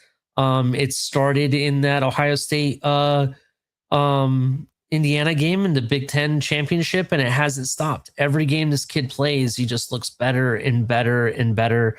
It doesn't seem like anything you do is going to make a difference. I think Indiana wins heavily. I don't know if it's going to be 38-3, but I will say that Mendoza will have another multi-touchdown game, to be honest. He'll have 2 or 3 touchdowns again. That's what I'm going to say. Yeah. Any final thoughts? So it's kind of split between the board. Mystic, you're going all in on Oregon is what you're doing. Is that correct? Well, I was up until this game. So you don't know if they can go this game, huh? I really don't. Like I trust me, I've thought about it. I think the only way that Oregon wins this game is if we see an uncharacteristically bad game from Mendoza. If he turns the ball over twice, Oregon wins the game. And I think both of these quarterbacks are capable of taking on the elite defense of Miami that you guys think can go through. I think it would be awesome to see 2 powerhouse offenses go at it in the national championship. I think that'd be awesome to see too. Obviously, Indiana, Ole Miss, but I think Signetti would. I think Signetti would do some things to Carson Beck, but I hate to say it, but as much as I'd want that high-powered offense, I think Signetti would do some worse things to the offense of Ole Miss that probably we haven't seen. And look what he did to Alabama. When was the last time you see Alabama get that dismantled? You know, like the plans that this man has, like we think we know, but we don't know until game day. Very interesting. Yeah, it'll be very it will be very, very interesting, you know, what happens. Look, Kurt Signetti wins or even Mario Cristobal wins it all. It's gonna be, you can pretty much, no matter who wins this game, you pretty much can already tell who the top 5 coaches are. Actually top 4, I'll say, in college football today, right? You have Kirby Smart, you have Ryan Day, you have Kurt Signetti, you have Mario Cristobal, right? Those are the top 4 guys in college football today. Who's number 5? That could be debatable, right? Absolutely. That number 5, who's the number 5 head coach in college football today? It could be anybody. People used to say that Sarkisian was going to be the number 1 head coach this season, and look how that turned out. You know what I mean? It's that's the one guy you can't really put a finger on it. Even if Mario Cristobal doesn't win the national championship game, and let's say Signetti does, what he has accomplished is incredible. So just for that alone, and taking his team as far as they did at the number 10 seed, I have to give Mario Cristobal all the credit in the world, right? But Curt Signetti winning a national championship with Indiana, put that in the writing, put that in the books. Imagine 20 years from now, you're in the future and you go look back and you're like, holy shit, in 2026, Indiana won the national championship? Really? Right? That is something to think about. I don't know. I think it'll be very interesting what happens. I do think Miami finds a way to beat Ole Miss, and I think it's going to be Indiana on the other side. I really feel that's what it's going to end up. It is. Any final thoughts before we move on? I'm good. Good. Okay. All right. Let's get.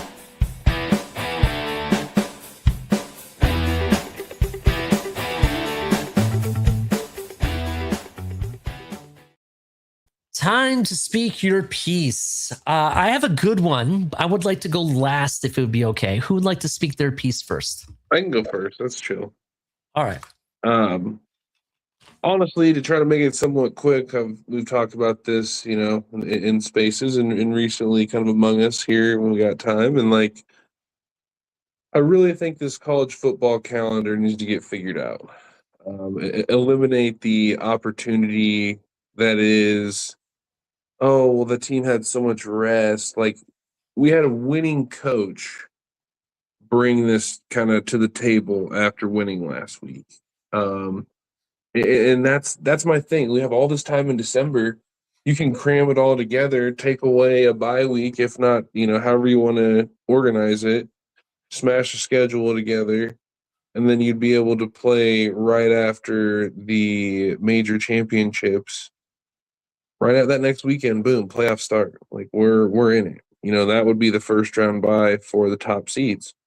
That's how I see it. I think that would be awesome. The month of December being what is the college football rev up to, New Year's Day would then become the college football championship, pretty much, if you did it right. Or, the week of however it ends up playing, but it'd be around that time. I think that would be everything. You're promoting the best product, in my opinion, because this current 1 in 5 for top seeds all time, basically losing, except for Indiana. It's not good. It takes time to build up through the course of the season to get to the best version of yourself as a football player, and then you're asked to take 3 weeks off and then get right back to your best. I just don't think that bodes well and makes the best product, honestly, and that's my opinion. That's just where I'm at. I don't want to get too long-winded with it, but I think they need to figure out the college football schedule to make it better for the players and the product itself. Very interesting. I do kind of agree. They do need to make it better. I want to say more fair across the board, because when you take long period time off of the game, you lose that edge. I agree with that. You lose that edge. You lose that thought process. Your body goes into a different state as you start to relax and everything. And it does affect the game. So I personally, I think teams shouldn't have more than a week off. It should be just like a 1 week bye, personally. That's just my opinion. What do I know? But Steve, what are your final thoughts? I'm gonna take a different spin to kind of the point he made, to something more about the college, not so much the schedule, but how the teams are chosen for for the college playoffs. You took my thunder. Go ahead. Go ahead. Let's see what you got. Because you and I were thinking the same thing. Go ahead. Go ahead. How many games have we seen in the last 3 weeks that were just boring? Oregon sat their starting lineup halfway through a game. Yeah. We had 2 blowouts in one day where the other team shouldn't have scored a single point. Now, one of those teams should have been, I think Alabama should have been in the playoffs, right? That's fine. But, like, I just keep thinking, especially after watching the bowl game, what could have Texas and Arch Manning done against one of these teams? What could Notre Dame have done in one of these games? Like, it just goes back to the baffling, like, I get why they have it this way because it's not fair for the divisions that don't get the talent. But God, these games, it just there's something to where every team in the playoffs is just a slug fight. I love it. They got to figure that out. I agree with you 100%. And I'll kind of go into what I wanted to talk about, but I'm going to leave you guys with something that's completely unrelated and something to think about, actually. I think that there needs to be some type of qualifier that signifies if you're qualified to even be in the playoffs, right? And I know in some sports, there's like a qualifier game. Like in the NBA, they have the play-in. You got to win the play-in games to get into the playoffs, for example, if you're one of these fringe teams. I think if you're your conference champion, then yeah, that should be an automatic bid for you. I agree with that. But then you look at these qualifier games that they could instill, right? Let's say Ohio State plays a top 5 team. That should be a qualifier game, right? Same thing if, let's say, Indiana plays a top 5 team, or let's say Texas A&M beats a top 5 team, right? Same thing. They should have these qualifying games. JMU's or the Tulanes of the world, or even Northern Texas, that's another up-and-coming team. All those teams definitely should have qualifier games to see if they should be in or not. And the reason I say that is because I do agree with Steve. I do think that the sport looks better when you have the Alabamas versus Oklahomas, and Indiana versus the Alabamas, or Miami versus the Ohio States of the world, right? Those games, or even Ohio State versus Indiana, that was probably one of the best conference championship games I've ever watched, right? That it had me on the edge of the seat the entire game.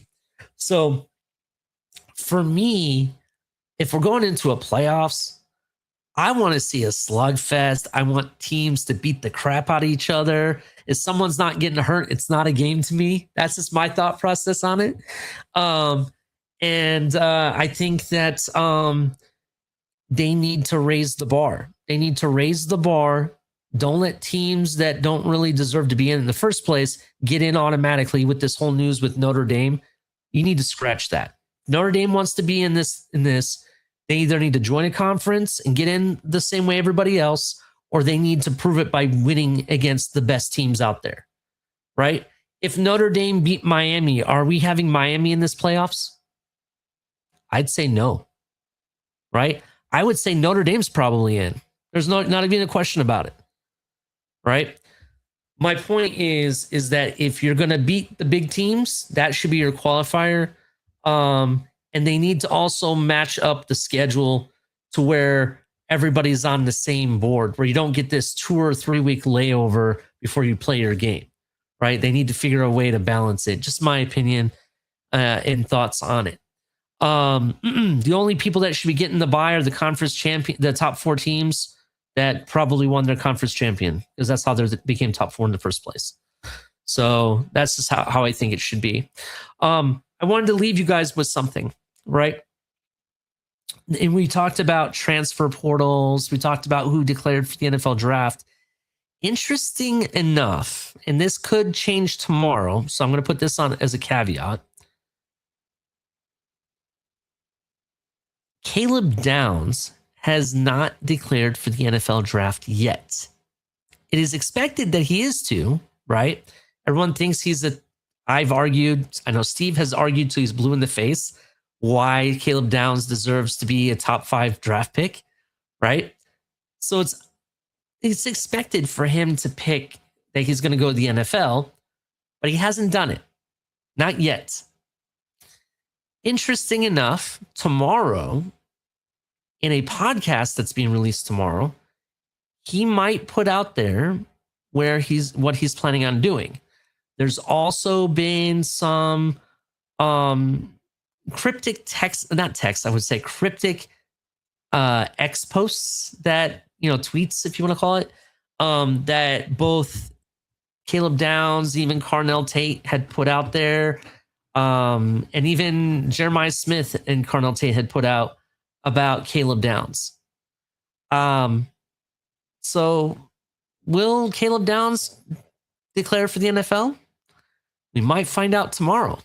So keep an eye on that. That'll be really interesting, because I'll say if he doesn't declare and he stays another year, that is going to be internet breaking, to be honest. A lot of people are going to be talking about that. I don't know what you think, Steve. It's going to be very daring not for him to go in the NFL draft this draft cycle. What do you think? I think you said the nice way. I think it'd be stupid. You are a consistent top 5 pick. You're being called generational. You are only risking getting hurt, having a bad season, and just tanking your draft stock. Go to the draft. Go make millions of dollars. You're going to be the prize of somebody's defense. So I'm just going to push back just a little bit on that, Steve, just a little bit, because I agree with you. I think he should go, right? I expect him to go. I'm being honest about it. But there's some players, both in the college side and the NFL side, that are really just true competitors, more so than they are wanting to be a professional football player.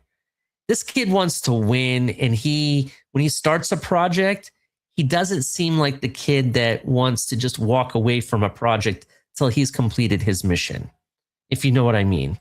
He's not the first Ohio State player to do this. Jack Sawyer and among others returned last season to the team that went on that national championship run, when people thought they could have won it the year before, but they lost to Michigan. So for me, would it be surprising that he would stay? Absolutely. Absolutely would be surprising. It would be earth-shattering, to be honest. But as knowing who he is as a person, would it surprise me? No.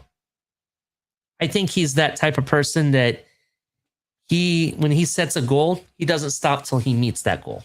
You know what I'm saying? And if he's really that good, to be honest, if he's the generational talent that we say that he is, right? It doesn't matter if he leaves in this draft or next draft, he's still going to be that guy in the NFL. You see what I'm saying? That's how I see it. So I don't know. Go ahead, Mystic. I'm with you. I'm exactly with your thought process, and let it come out that this kid wants to go back to try to win a Big Ten championship and go play for a natty. Because that's the dog mentality in this generation that I've been talking about that you don't see enough. All you see is guys chasing bags. You don't see them chasing chips. Chips will give you money, people. Chips will give you deals, generational wealth. That's the top of the top. You're one of the greatest in your respective sport. Like, that's what it's all about. It would not surprise me, and if anything, would just solidify how great his potential is at the next level. Yeah. So, I mean, look, I think he's going to the NFL. I think tomorrow we find out he declares. That's what I think. Absolutely. And that's the smart move to do based on Steve said. I agree with it. But would it surprise me knowing him as a person, what he would be doing? if he would have stayed, no, it wouldn't surprise me because I do think he is a dog, like you said. And if he's as good as we say, it doesn't matter if he comes now or he comes 2027 draft. To be honest, Steve, he's still going to be that dog. Do you get what I'm saying? I don't think it changes. I don't know. Those are my thoughts. I'll leave that with everyone else. Make sure everybody hits the like button. Please do. Please hit the like button 100%. And if you're watching on X, we have over 106 people watching. This has been amazing. The last 2 weeks, you guys have showed up in the numbers. We really appreciate everybody, right? If you're on X, come over to the YouTube side, right? Click on the description of the show, find the at fourth and 10U link. Click on that link. Follow us directly on the at fourth and 10U channel. We really appreciate it. We're really trying to grow this channel. We're trying to get the algorithm going so we can grow. We get to 100 followers. One lucky follower picked randomly will win a free hat of their college of their choice. So, and then when we get to 500, we're going to have a different giveaway, which is going to be much bigger. Stay tuned for that. So make sure you guys hit the like button, subscribe if you're brand new, turn on the notification bell. Tell your friends, tell your kids, tell everybody. Come check us out on 4th and 10U every Tuesday at Game Time Grind. Me, Steve, and Mystic are going to talk college ball. We're going to start getting into the NFL draft. I have a lot of info I want to talk to you guys about. Prospects, where we think they're going to end up. We're going to analyze the Senior Bowl, among other bowls that are going to be there, that are going to be happening as we go into the road to the draft. It's going to be a lot to talk about. Any final words from you guys before I shut it down? No, sir. We appreciate everybody. We'll see y'all next week. Anything from you, Steve? No, much love to everybody who showed up. Thanks for the support. On to another great weekend. Y'all have a good night.